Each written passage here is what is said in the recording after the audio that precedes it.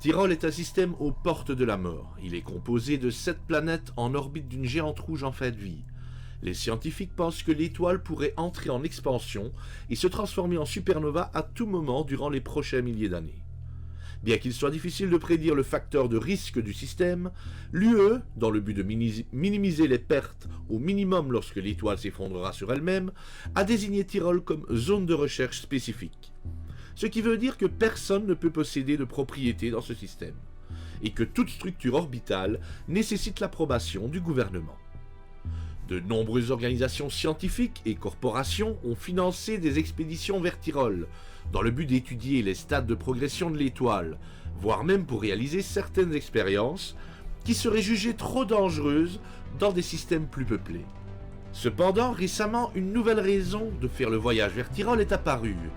Du fait du vide absolu des forces de l'Advocacy dans le système, et d'une présence de l'UE et de la Navy réduite à son strict minimum, beaucoup se rendent dans le système pour échapper au regard acquisiteur de la loi. Tyrol est devenu dans l'inconscient populaire la représentation d'une terre sauvage, une zone dangereuse et abandonnée. Les hors-la-loi et les malandrins qui ont choisi de peupler les 2 colonies non officielles du système sont souvent considérés comme des figures romantiques, des humains ayant choisi de ne pas avoir peur de la mort et de vivre libre. En réalité, la majorité des habitants de Tyrol ont fait ce choix uniquement par désespoir, ou tout simplement parce qu'ils n'avaient nulle part d'autre où aller. Parlons à présent un peu des planètes intérieures du système.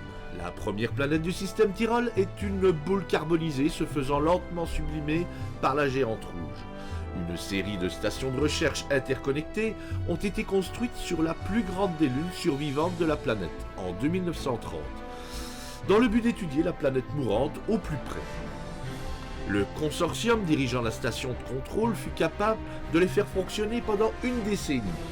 Puis, en 1941, les financements furent coupés et l'installation fut récupérée par une petite communauté de contrebandiers, de squatteurs et de rebelles. Connue aujourd'hui sous le nom de Front Row, premier rang, la population de la Lune, ayant un certain sens pour l'humour noir, s'est donné ce nom car ils seront au premier rang pour subir la supernova de Tyrol. À la différence de Haven, une autre colonie improbable située sur Tyrol 5, les habitants de Front Row sont rarement des locataires permanents. En tout cas, si vous recherchez des biens illégaux et que vous ne souhaitez pas voir la police intervenir, les dealers et les magouilleurs de Front Row sont les mieux placés pour vous les fournir. C'est l'endroit idéal pour rencontrer n'importe qui, du revendeur de narcotiques au tueur professionnel. Bref, un endroit rêvé si votre quotidien est l'illégalité. Soyez juste conscient du fait que vous pourriez vous retrouver dans un système complètement oblitéré si jamais vous prolongez un petit peu trop votre séjour. Les secondes et troisièmes planètes du système sont moins remarquables. Les scientifiques pensent que Tyrol 2 fut, à une époque, une super Terre, mais aujourd'hui ce n'est plus qu'un noyau de fer immobile léché par les flammes. Tyrol 3, bien que riche en minéraux, n'est pas dans un meilleur état.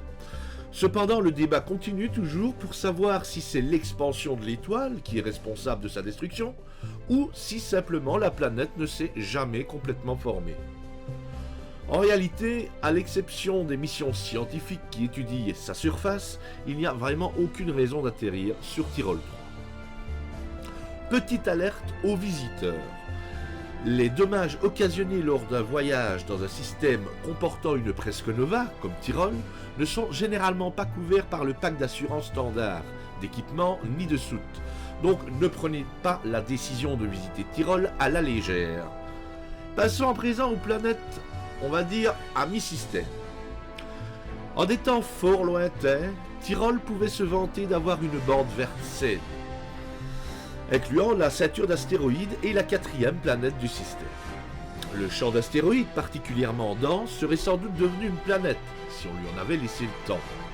Quoi qu'il en soit, elle continue de fournir un grand nombre de minéraux de valeur, très recherchés par les mineurs, qui ont suffisamment d'équipements et qui sont suffisamment organisés, bien sûr, pour opérer dans un système sans foi ni loi. Quant à Tyrol 4, cela aurait été une géante gazeuse d'après les spéculations, mais qui aurait eu son atmosphère complètement vidée. À l'origine, elle était une source de pierres précieuses générée par les hautes pressions de la géante. Mais aujourd'hui, il est bien difficile de trouver quoi que ce soit de précieux à cet endroit.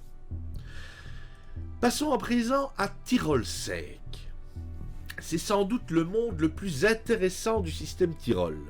Surnommé Haven, Tyrol sec est intéressant pour une simple raison, c'est le fait qu'il y a des habitants dessus.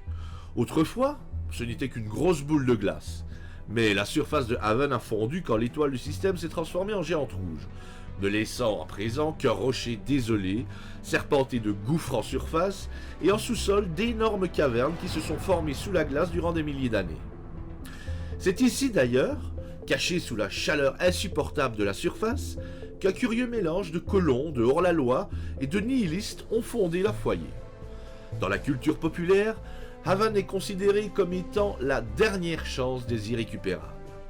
Un foyer pour ceux qui ne peuvent plus se rendre dans l'univers civilisé ou tout simplement qui ne le souhaitent plus.